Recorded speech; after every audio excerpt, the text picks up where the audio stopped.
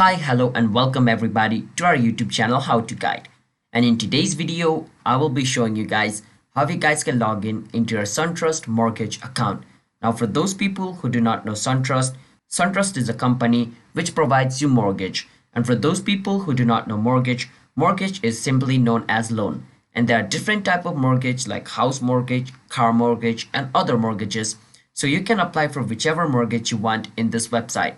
Now with that said, let's get into the video and don't forget to hit that like and subscribe to our YouTube channel and let's move forward. So the first step is you want to search for SunTrust mortgage login and click on the first link over here and it'll take you to this website, and over here click on I have a SunTrust account and then click on continue to suntrust.com, and over here click on where it says sign on and then enter your user ID over here like this and then enter the password of your account and then click on this button and you should be able to log in into your mortgage account of SunTrust.